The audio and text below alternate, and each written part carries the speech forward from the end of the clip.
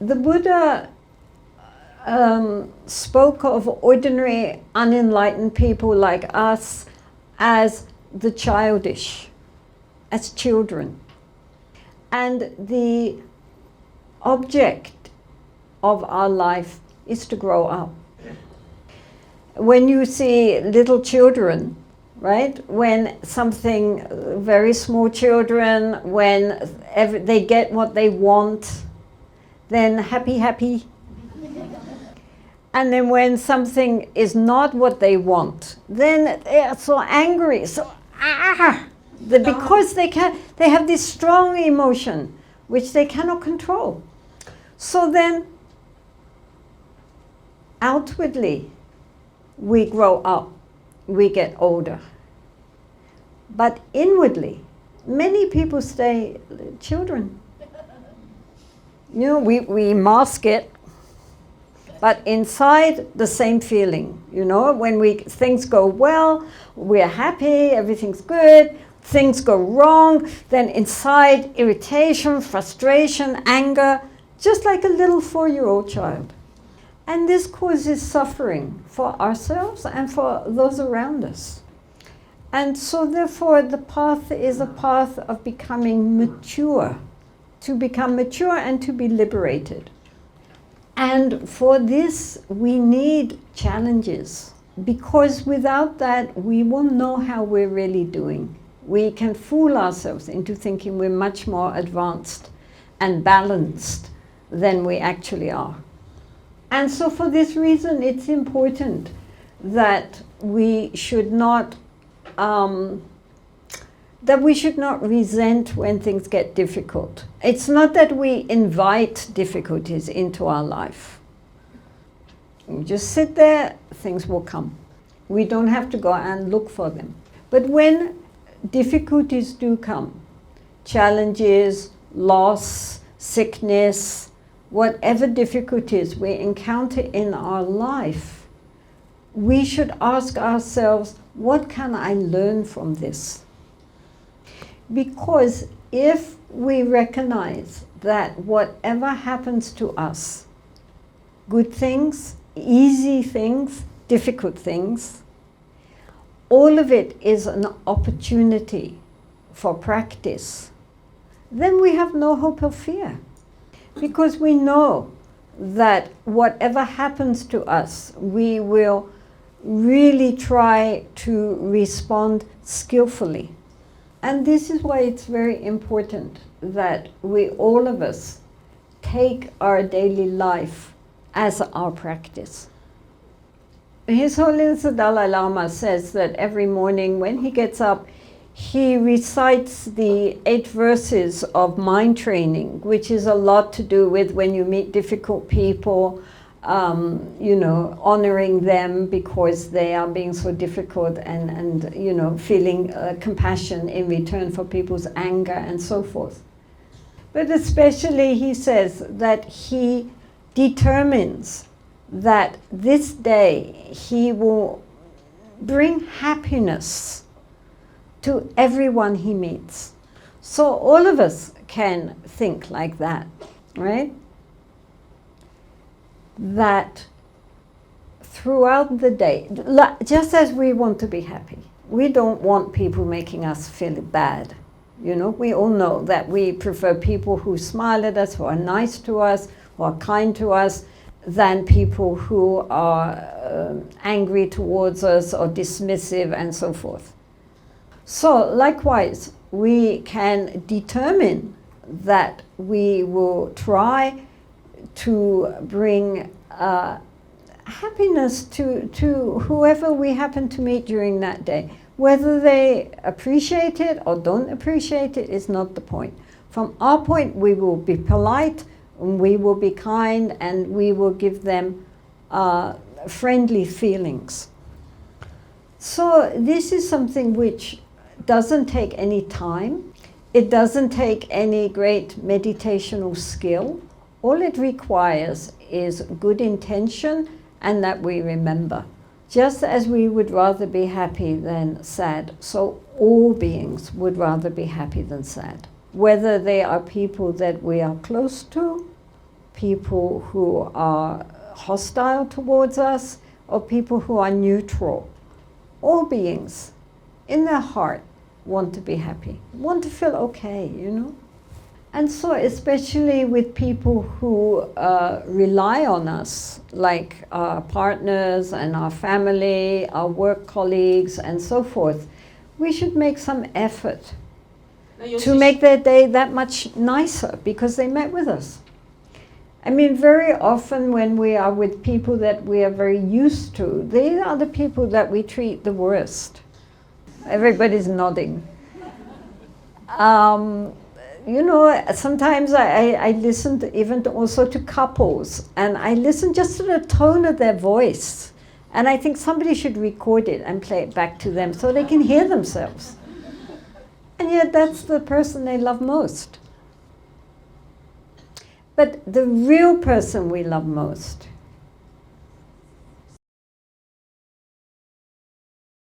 is ourselves.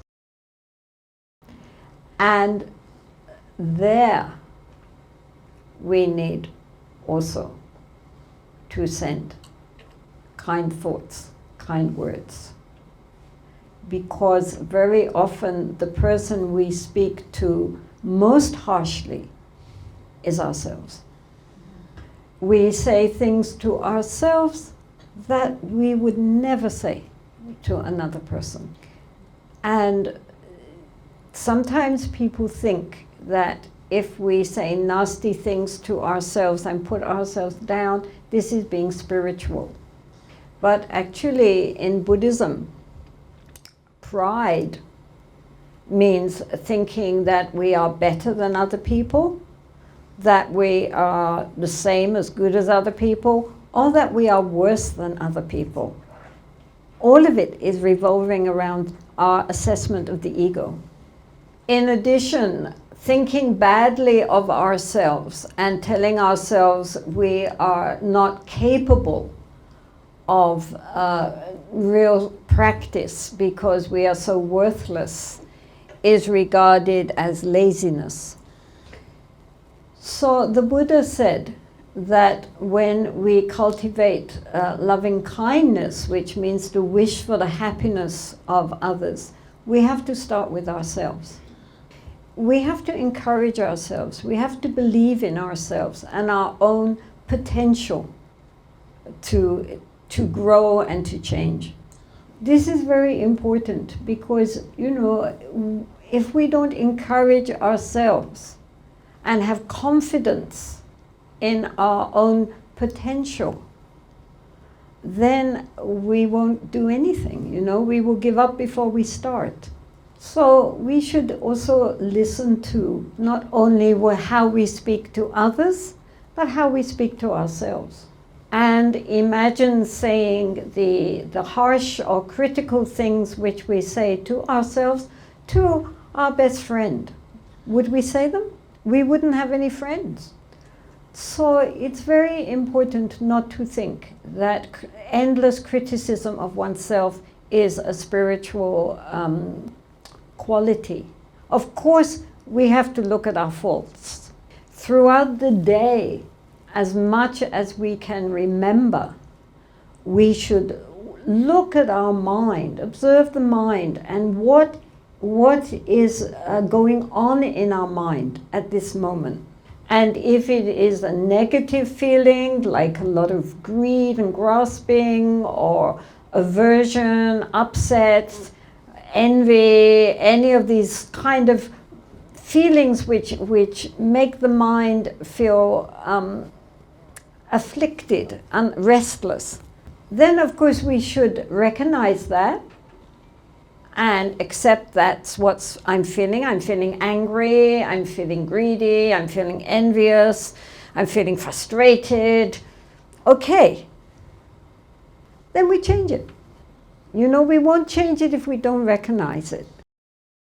So then we change our greed by feeling, you know, appreciate gratitude for what we already have, and the desire to share rather than just get more and more. We can change our anger and irritation by becoming more patient, breathing in, breathing out, bringing ourselves back into the present moment.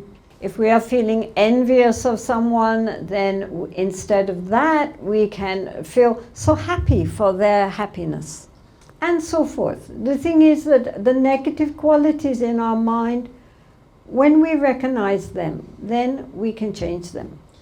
And likewise, when we have positive feelings in our mind, we can encourage them more. If we have an abundance of positive feelings in the mind, then we feel happy. If we have an abundance of negative feelings in the mind, we feel depressed. So it is up to us, first of all, to get to know where our mind is normally dwelling, what kind of feelings we have, and then work to gradually transform those into more positive feelings if they are negative, or even more positive feelings if they're positive. May I add in conclusion that I think it really is very important to, as much as possible in this very hectic world we are now living in, to simplify your lives. We are very influenced by the company that we keep, and that includes the media. How are we going to clean out our minds if every day we take in truckloads of junk? So we should be discriminating. And discriminating what comes in through our eyes and our ears, because that affects our mind. At the same time, we should really, a teacher says that the highest conduct is to be in disharmony with the world. And so people read that and say, oh, I thought Buddhists were supposed to be harmonious with the world. But what he means is that the values that the world holds are often the complete opposite of the values which a genuine practitioner will hold. And never more than in the world we are living in right now, which is devoted to greed and to violence and to aggregation of inflation of the ego. So it's important, if we are serious about making our life into our Dharma practice, that we start with very simple things like contentment, gratitude, appreciation, sharing, generosity. Instead of getting more and more, what can we give away? And the Buddha Dhamma is very concerned with taming the mind. And to tame the mind, we need to hone, we need to sharpen our ability to be single-pointed in attention. Recently, I was reading an article, actually in a magazine called The Economist, not in some New Age magazine, it was The Economist. And they were saying that there is a lot of concern nowadays with psychiatrists and neuroscientists about the effects of this multitasking in work, multitasking. And the fact that everybody spends all their time on their iPhones and their whatevers. You see it, right? All the time. You go along and everybody's, So apparently now they're discovering that it has a very bad effect on the mind. Of course, stress levels are very high because our brain is not engineered to think of many things at the same time.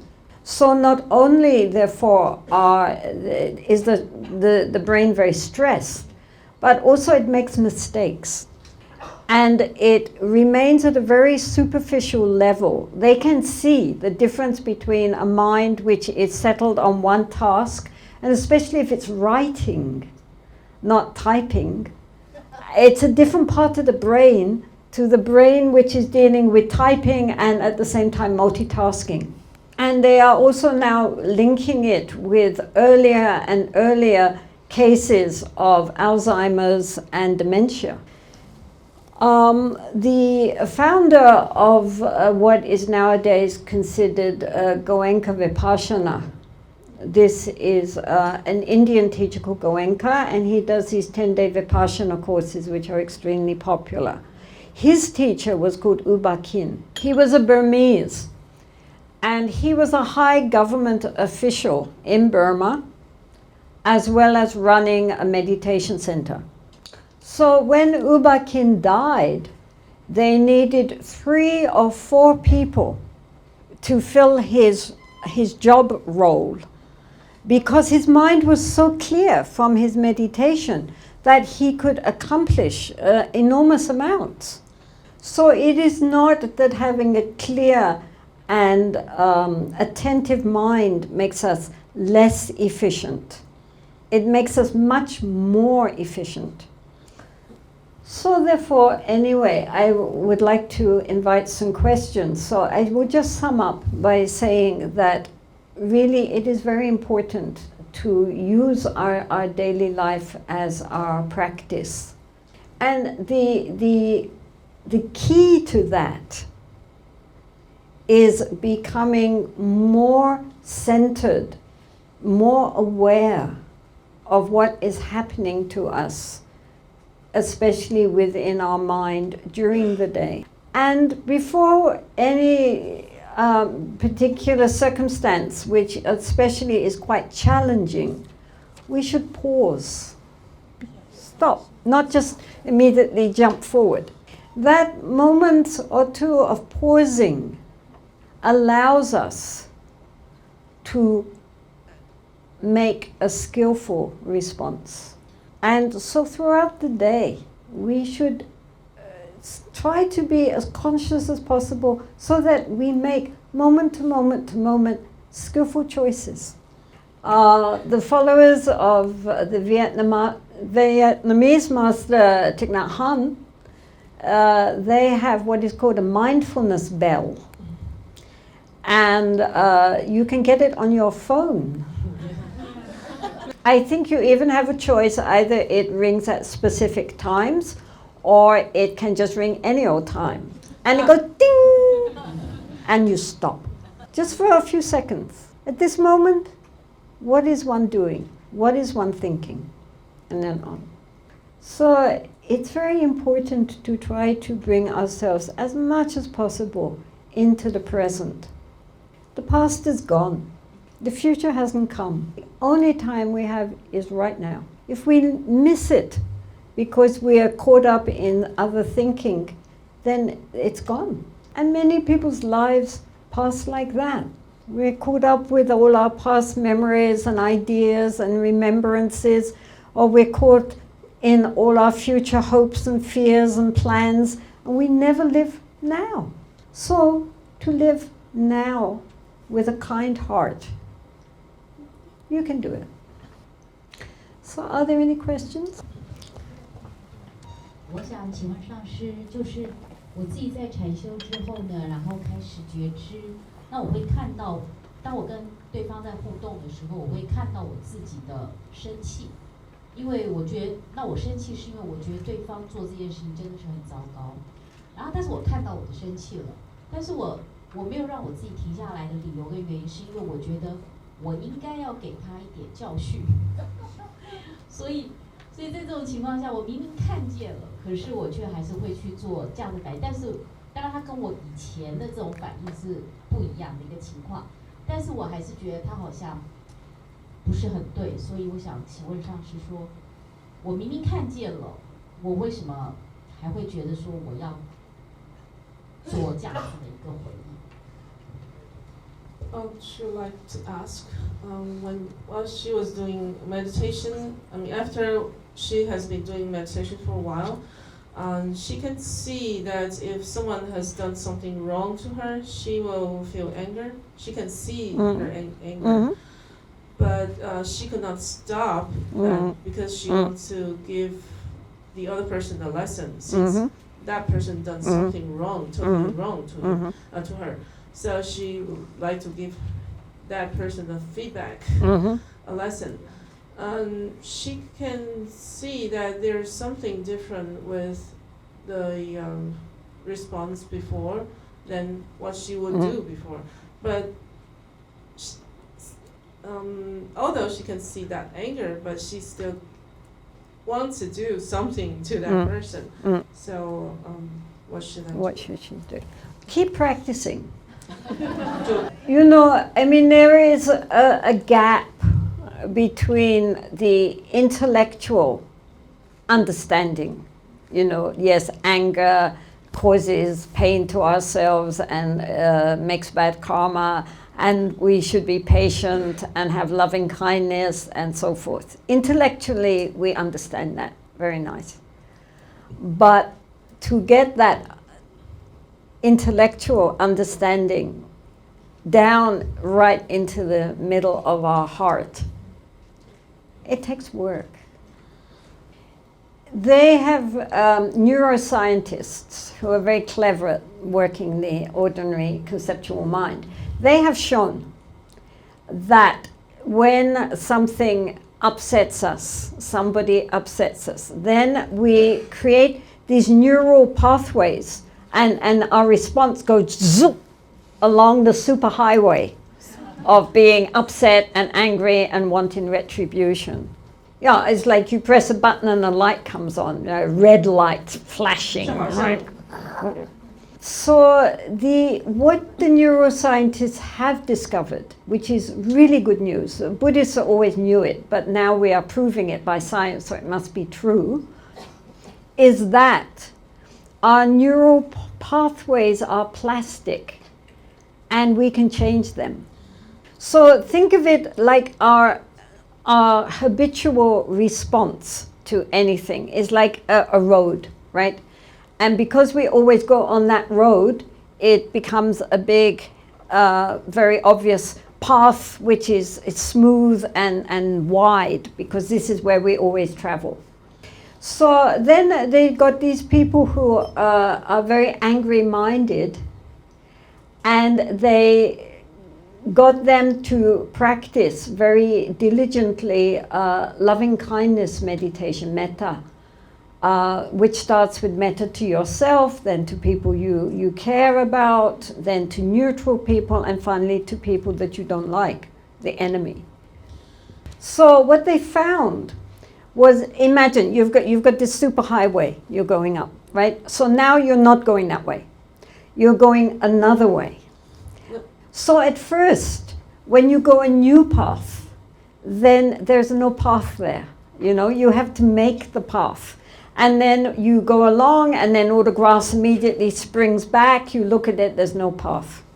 So this is, we sit down, we're going to do metta meditation, but it doesn't feel real. You know, it's very artificial. We don't believe it. But if we keep walking on that path, then after a while, we begin to make a real path there. And meantime, the other path starts to get grass growing up, right? It's not used anymore. So this is what happened, is that they kept doing this loving kindness meditation, and the neural pathways changed. The whole different parts of their brain lit up. The part of their brain to do with anger faded down, and the part to do with friendliness, happiness, joy lit up. In Tashijong, there used to be this monk called Sewang Rinzin. Did you ever know Sewang Rinzin? Yes. And he was, the thing that everyone remembered about Sewang Rinzin was he was so loving. He was so kind.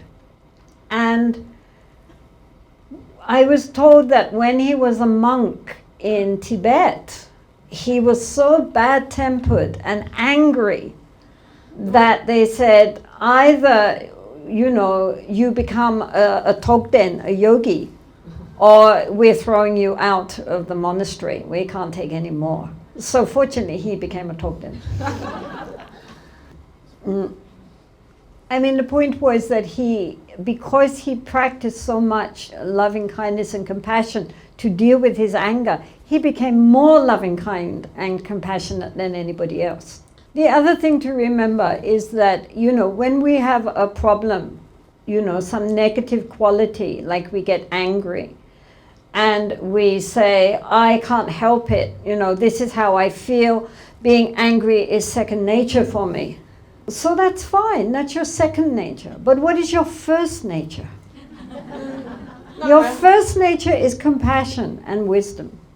So all these negative qualities of the mind can be cleaned, they can be cleansed. It's like, a thick tarnish around a silver pot. Tarnish, like if you have silver and you don't polish, it goes black.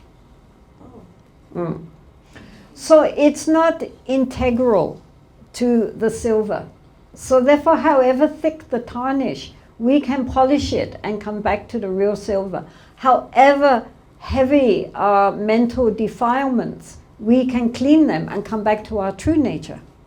So therefore, you should recognize that the person who is causing you the most difficulty is your greatest spiritual friend, because they are going to tell you how to really practice. I will just ask a question in English and translate myself. Okay, sure. Great. Yep. That's even better. Okay. My question, actually, I'm a psychotherapist, and recently I found many of my clients are my friends, my personal friends, female friends. They're stuck in their marriage, and they're so depressed. Some of them, they cry every single day because they found their husband are neglecting them. They cannot get what they want from their husband, and no matter what they do, their husband just will not change, just keep neglecting them. As a therapist, I have tried all the ways I can, and actually I tried one thing you just suggested, I said, it's good that you meet this person. It's actually, it's like what you said, it's like sandpaper, right? So you should be thankful that because of their neglecting, so you can look not just depending on this relationship, but also you can look to yourself and become an independent woman. Only because if they neglect you, so you can't have the chance. However, I think this is a very intellectual suggestion.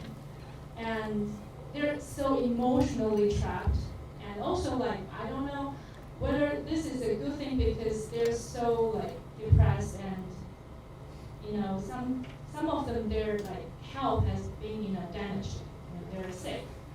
So because I think psychologically you're so depressed, and at the end you're eventually become physically sick.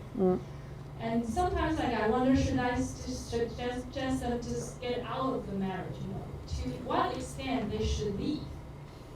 So I would like to hear your suggestion. 然后我自己翻译。我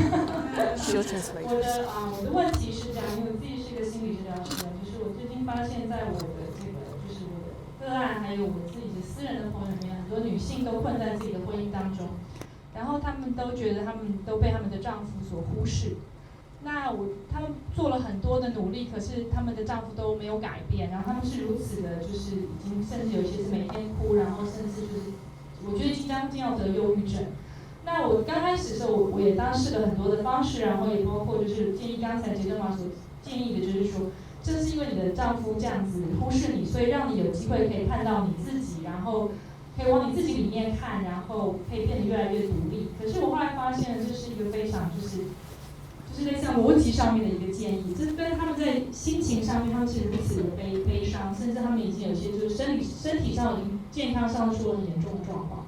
那我想要问说，因为我到什么样的程度说，我是不是应该建议他们干脆就离婚算，不要再这样下去了？因为你这样下去到底有没有是继续所谓的我们说忍辱也好，或者是说让自己变得更独立，是不是真的可以帮助他们？那我想听听姐珍玛的建议。Personally, I think one of the problems that women face because of the way that they have been raised is to believe that their happiness and welfare depends on another. I mean, many women feel themselves incomplete without a partner, which is ridiculous.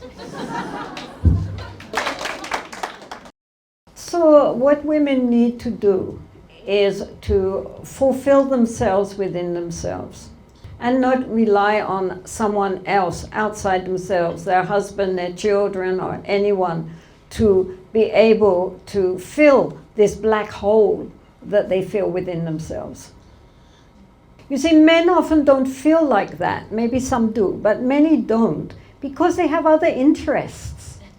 I mean, they have their work, and then often they're involved in sports, or they have their friends and their colleagues. Their family and their wife is only a part of who they are. And so when women leave themselves empty because they have no real interest outside of their relationships, then they're very vulnerable. Poor men. You know, that they have to fulfill this hero role to make this woman's life meaningful for her, because she can't manage it herself. So I think what these women need is to get up, develop some skills, some interests, go out and help others who are much worse off than themselves. In addition, they should be grateful their husband doesn't come home drunk every night and beat them up, which is certainly the fate of millions of women in this world, and that they are educated so they can have an independent life. They are not totally dependent on their husband because they themselves have nothing. So I would say, ladies, get up and get yourself a life, and especially a life which will benefit others, because that's the best life, to benefit ourselves. Thank you all very much. Thank you. Thank you, my dear. Please, I thank, of course, Lama Dojin Chen for inviting me here, and also to Serena for her translation, without which I'm dumb. For all those behind the scenes, like Joan and others, who work so hard to put these events together. That's just it.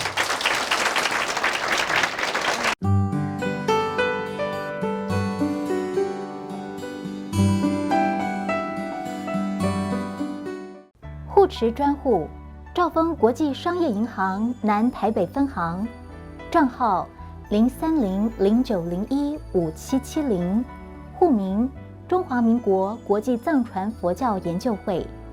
加入藏研会，个人会员每个月100元，中心团体会员每个月1000元。联络电话0225037635， email ttbtvoffice@gmail.com。